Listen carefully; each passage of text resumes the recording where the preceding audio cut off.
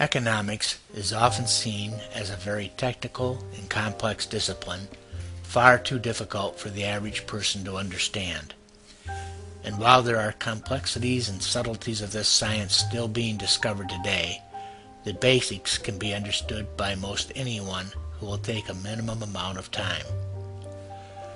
One does not have to be a biologist or a physician to understand the basics of healthy living. Many of today's economic problems can be understood with the same level of intelligence and study required of a person who would begin a health regimen by reviewing his diet and exercise habits. Economics in One Lesson is an introduction to free market economics written by Henry Hazlitt and published in 1946. It was based on Frederick Bastiat's essay, What is Seen and What is Not Seen. Henry Hazlitt was born November 28, 1894. He was an American economist, economic historian, and journalist for such publications as the Wall Street Journal, the New York Times, Newsweek, and the American Mercury, among others. He died July 8, 1993. His economic writings were influenced mostly by Ludwig von Mises, perhaps the most famous of the Austrian economists. Most of today's free market economists are proponents of the Austrian school, and von Mises reviewed and approved of Economics in One Lesson prior to its publication. The novelist Ayn Rand was a friend of both Hazlitt and his wife Frances, and it was Hazlitt who introduced Mises to Rand, the two figures who would become most associated with the defense of pure laissez-faire capitalism.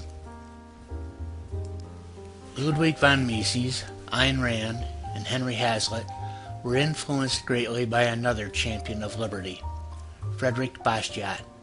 He was a French assemblyman during the 1840s, and his most famous work is The Law, an essay that defines, through development, a just system of laws and then demonstrates how such law facilitates a free society.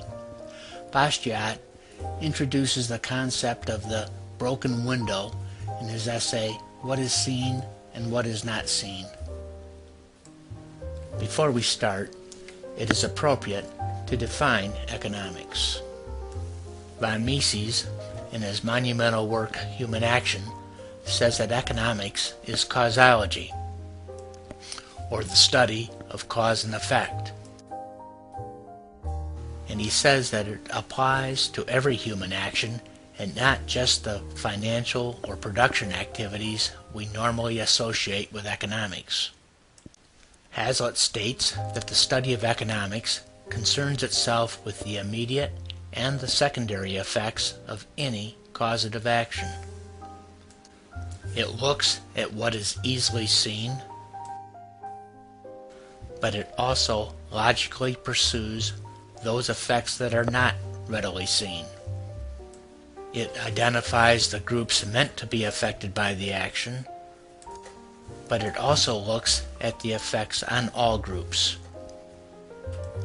These factors form Hazlitt's definition of economics. The art of economics consists in looking not merely at the immediate, but at the longer effects of any act or policy. It consists in tracing the consequences of that policy not merely for one group, but for all groups. This brings us to Bastiat's basic lesson. Envision a bakery with a front window. A young vandal throws a stone through the window, which becomes the cause of some economic effects. The window needs to be replaced. Clearly, what is seen is that the glazier has an economic benefit. And he, in turn, spends his newly obtained money benefiting others in the community. Should the vandal be punished or rewarded? After all, it seems that his action has been good for the local economy. But what is not seen is that the baker was saving for a new suit and now cannot afford to purchase it. The glazier's gain seems to be the tailor's loss, and his plans for spending his money acquired from the sale of the suit need to be canceled. All that has changed is who received the $200 from the baker and whose spending would stimulate the economy. From the baker's point of view, it is pretty simple. If the window had not been broken, he would have both a window and a new suit. Now, he has only the window. The overall wealth of the economy is $200 less. Punish the vandal. While this may seem obvious, it is surprising how often it is misunderstood. Last summer, I was having lunch with a township supervisor who made the comment, "The oil rig explosion in the Gulf of Mexico was good for the economy." He pointed out that people were working on the beaches cleaning up, that many people had been hired for various jobs that otherwise would not have been hired. What he didn't realize is that they were simply the glaziers. In a complex economy, it is not as easy to see the tailors, the people that would have benefited, other than the owners of the rig, of course. But the owners of the rig would have spent their money elsewhere. Of course, in the real world, it is harder to trace because of the insurance settlements, government emergency aid, and other legal remedies, but other effects still exist, and the overall economy is less wealthy and not more wealthy. In our example, let's substitute the taxpayer for the baker. One of the economic myths we hear is that war is good for the economy. It is easy to see that companies supplying war weapons and ammunition will benefit. The war machine generates much economic activity. But what is not seen is what could have been produced in those factories and with that money if the peace machine were allowed to operate. The overall wealth of the economy is greater with peace. Stimulus programs supposedly generate economic gain, and they do for those contractors lucky enough or well connected enough to get the contracts. This is easily seen. More difficult to see is what would be done with the money if it were not spent in this fashion. Again, it is harder to trace the money trail. The government can tax to get the money, it can borrow it, or it can print it. But no matter how it gets the money, real value is diverted and consumer-driven decisions are effected. Politicians love to be seen as proactive. Doing something seems to be politically better than doing nothing, so it is no surprise that they would create actions like cash for clunkers, which destroyed usable cars, reducing wealth in the economy in order to have an effect that is readily seen. The bridge to nowhere benefited a few contractors a great deal, at the spread out expense of taxpayers who didn't even hear about the project. Bank bailouts, easily seen effects, but the enormous cost will never be traced, but logically it exists.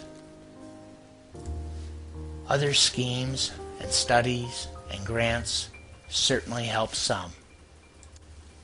But what if those dollars could have been spent by the people who produced them for what they would have preferred?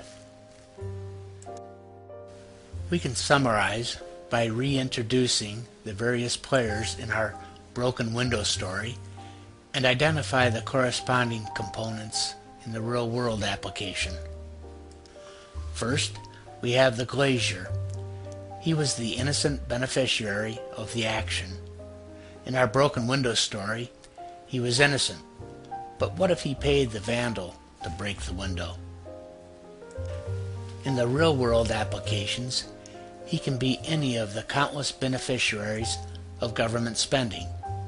We need a military capability, but we wouldn't want the factory owners to lobby for war just to improve business.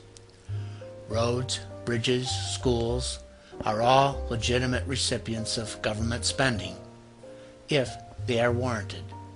Certainly not legitimate as stimulus projects. In our story, the tailor was the one who lost out, but it could have been a vacation that had to be canceled, or a new pet, or investment. The baker's money went somewhere less beneficial to his wants and desires. In the real-world application, who knows what would have been done with the money, but even if it is put in the bank, it has positive economic benefits. They just aren't as apparent. The next player is the victim, the baker, or in our world, the taxpayer. He has to sacrifice what he would have desired for something else. Lastly, we have the causing action, the vandal or politician, who oftentimes is in cahoots with the glazier. The politician gets to direct the flow of spending and usually receives political rewards when he should be receiving political punishment. This government leader either doesn't understand or simply ignores a pretty simple economic lesson. This lesson has been given credibility by many economists and is often referred to by the politicians opposing the government stimulus program.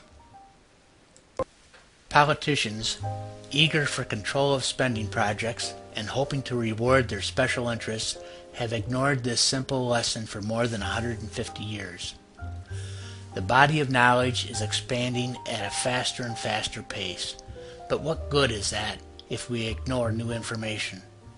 When Columbus sailed out of a Spanish port in 1492 in search of India, many thought he would fall off the earth. I don't know how many years it took, but it wasn't long before people accepted that the earth was round. Advances in every academic endeavor are debated prior to being accepted, but once accepted, they provide the new base from which we operate, with the exception of economics. When it comes to economics, the debate never ends, and in this case, it is not even entered into. To accept the truth of this simple lesson would require the politicians to admit there is no reason for them to spend your money on their projects rather than to have you spend it on yours.